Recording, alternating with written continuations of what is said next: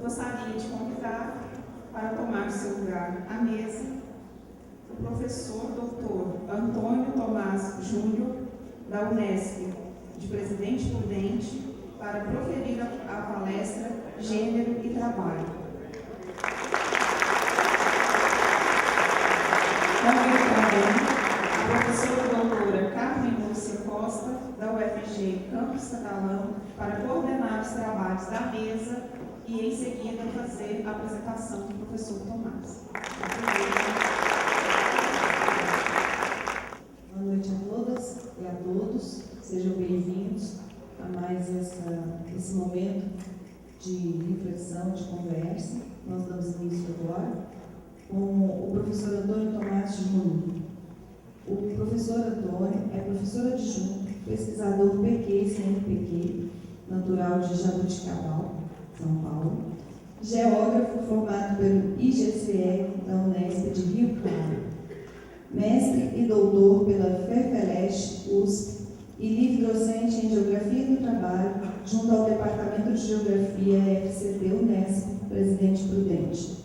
Foi militante estudantil, militante na AGB, Associação Brasileira de Geógrafos, e atualmente é coordenador do grupo de pesquisa Centro de Estudos de Geografia do Trabalho, CEGET. Orienta vários trabalhos nesse sentido e me pediu gentilmente para comunicar a todos que é corintiano.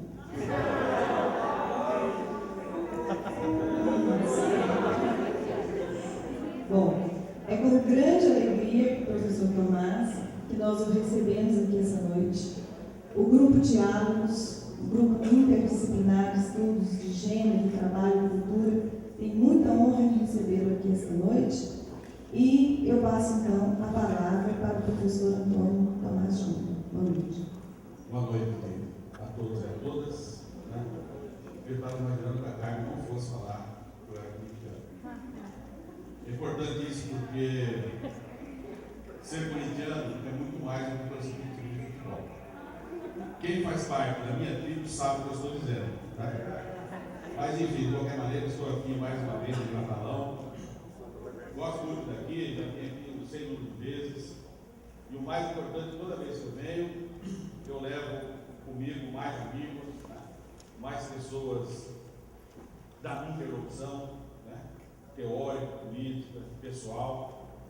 E tem sido um aprendizado inigualável. Tá? Então, é evidente que eu não poderia deixar de acatar a convocação, né? A Carmen ela me pede, ela convoca. E cá estou eu e espero responder à altura, discutir com vocês, né, a minha contribuição, participando aí do segundo Simpósio Nacional Gênero e Interdisciplinaridades, Gênero, Trabalho e Identidades. Eu avisaria a vocês que em 2008, eu creio que foi em outubro de 2008, nós realizamos aqui a nona Jornada do Trabalho, que é um evento do grupo de pesquisa que eu coordeno. Então, acho que vários de vocês deveriam se fazer presentes, né? E foi uma experiência muito interessante. A gente conseguiu juntar aqui em Catalão 280 pessoas, né? Foi um recorde absoluto de público, sem contar que as discussões foram de altíssimo nível, né? Bem, eu pedi licença também para a nossa coordenadora, poderosa, né? As mulheres estão com tudo e não caçam, ainda bem. Para eu falar de pé, para eu andar. Se eu falar sentado, não vai estar agonia, eu consigo, o cérebro para. Né? Então, eu pedi licença, vocês não pensem mal de mim, e eu não vou ficar falando aqui, senão vão parecer um Gugu liberado. Né? Bem, eu preparei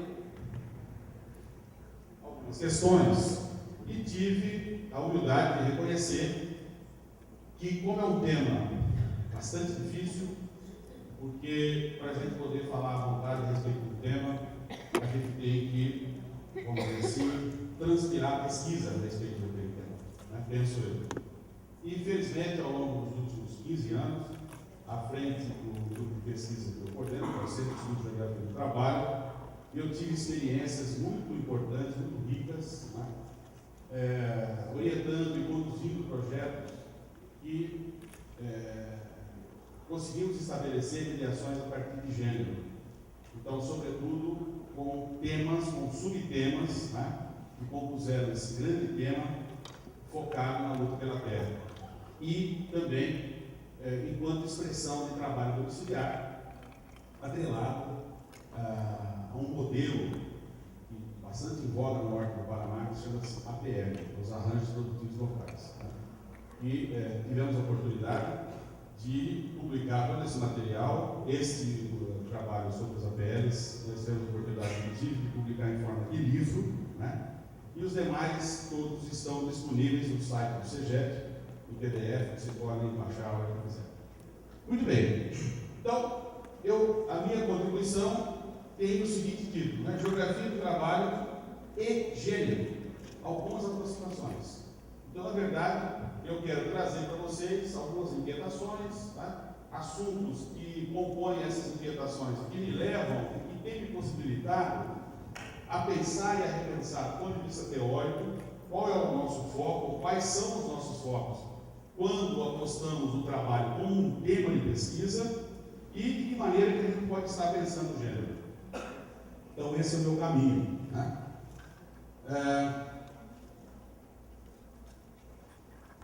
Começaríamos a pensar mais ou menos assim: gênero e trabalho. Né? E aí, a dúvida, por onde começar? Tá?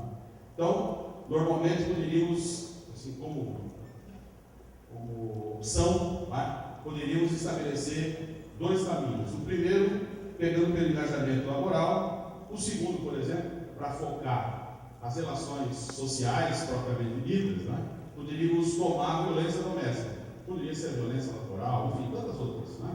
Isso aqui é apenas de exemplo. De qualquer maneira, seja por aqui, ou outro caminho, na minha compreensão, a gente não pode se afastar desse eixo, que é sociedade e trabalho. Tá? Eu acho que esse é um referencial importante para a gente perseguir as nossas reflexões. Né? Então, por isso eu escrevi aqui relações de trabalho, subordinação, dominação, controle e tantas outras. Né? Bem, de pronto, somos chamados a assumir, vamos dizer, uma preocupação no campo teórico, quando a gente quer, vamos dizer assim, se envolver com um assunto e dar conta desse assunto. Eu acho que todos nós fazemos isso no dia a dia. Né? E o que eu acho importante destacar são as mediações. A gente sempre procurar estabelecer com coerência, né, as mediações. Né? Esse slide, então, preocupado com as mediações, esse slide eu quero mostrar para vocês uma preocupação que eu tenho manifestado com mais segurança ao longo dos últimos 5 anos, um pouco mais, que tem me possibilitado repensar com uma certa profundidade o corpo teórico ou as postulações, as fundamentações teóricas que eu tenho utilizado ao longo da minha vida. Tá? A ponto, por exemplo, de colocar em xeque, ou eu me colocar em xeque, isso aconteceu também, tá? Com o propósito de entender a sociedade, estabelecendo uma linha de mediação, de comunicação com o tecido social do trabalho.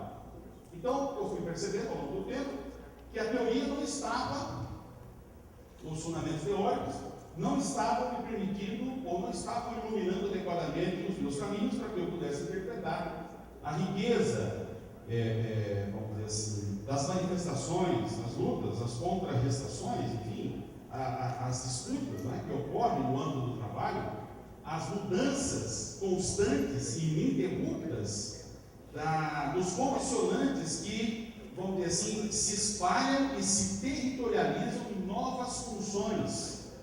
Então, eu me deparei, a partir dos diferentes assuntos que a gente pesquisa, que a mesma pessoa pode ocupar, não é? E esses casos não são poucos, pode desenvolver diferentes atividades laborais ao longo de um ano civil. E normalmente essas pessoas, quando nós tomamos um caso individual para focar, por exemplo, o senhor João, um nome hipotético, né? Que pode ser esse daí,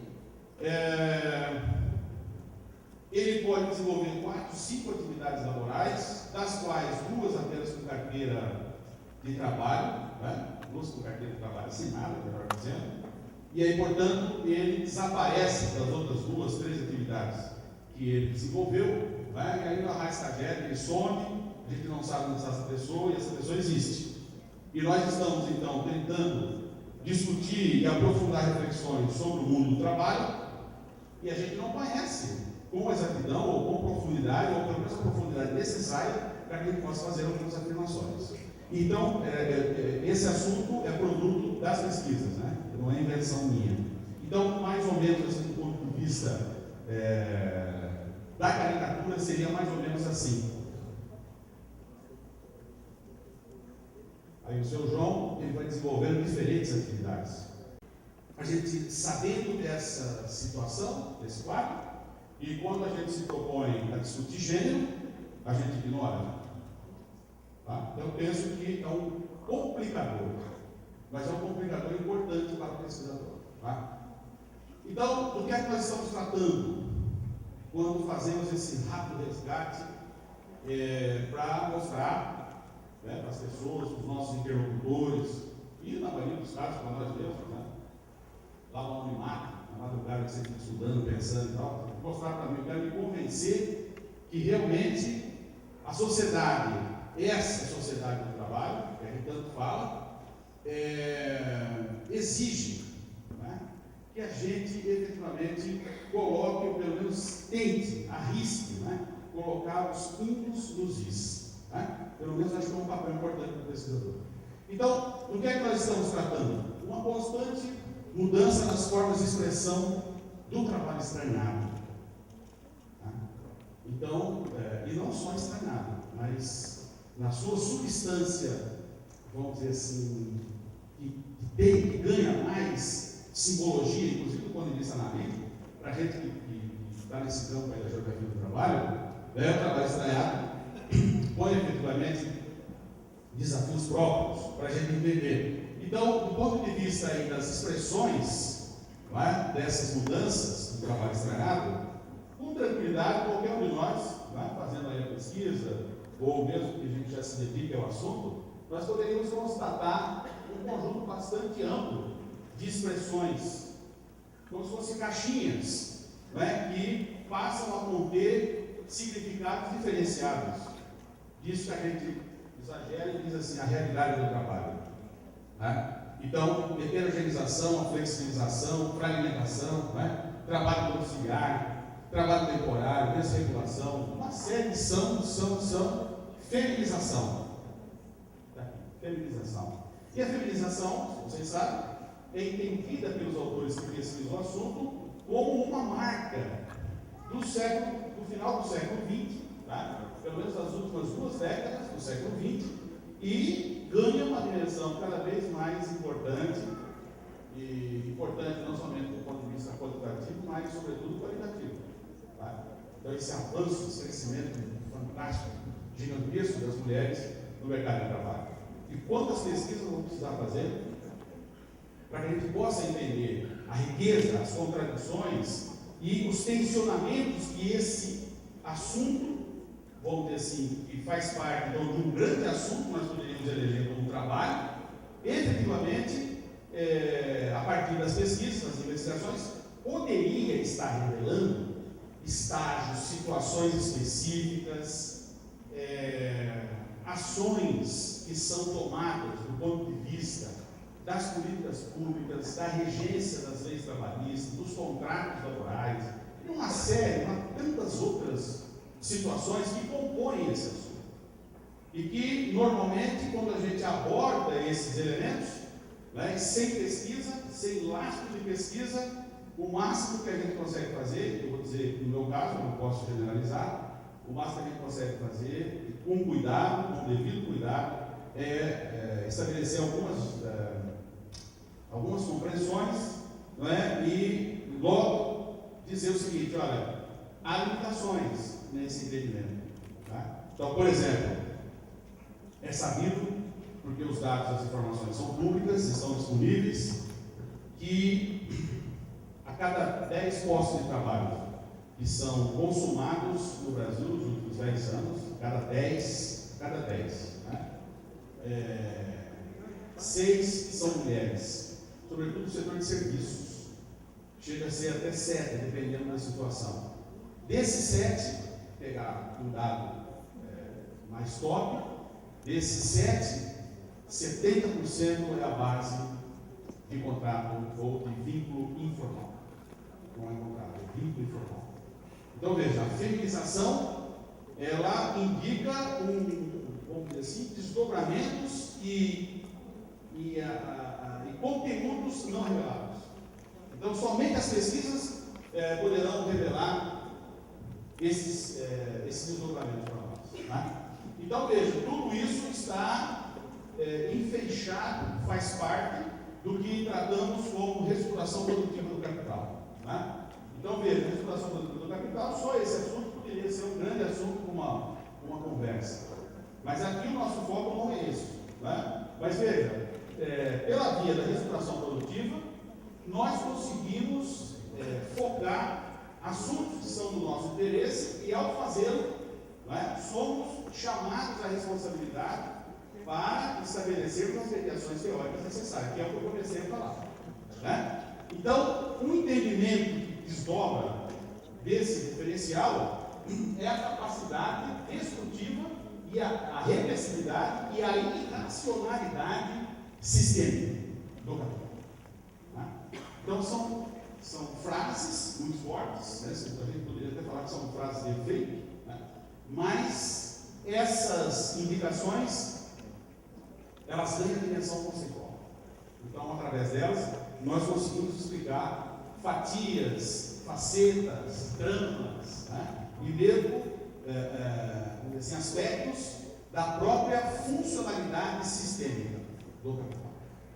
Então, quando nós estamos falando de irracionalidade sistêmica, eu apenas vou dar um exemplo, para que fique bem claro que eu estou aqui apresentando para vocês, que é um caso assim, muito típico, muito simples, não é? Mas um conteúdo fantástico, muito rico. Não é? Então, imagine vocês que, quando uma pessoa está desempregada, bate o desespero, porque na sociedade que nós vivemos, se não tem dinheiro guardado, não tem pai rico, amante que sustenta, tá? Então, na verdade está na roça, como vocês veem, vocês falam que está na chapada. Né? Marcelo está olhando tudo para ele, ficou na chapada, está na chapada. Né? Então eu aprendi isso daí. Para nós lá está na roça. Né? Muito bem. Aí quando essa pessoa arruma um posto de trabalho, consegue ter uma inserção, né? Ela fica feliz, evidente. Né? Ele imagina que a vida pode mudar, que ele pode comprar arroz e feijão, pagar a escola do filho, etc. Muito bem.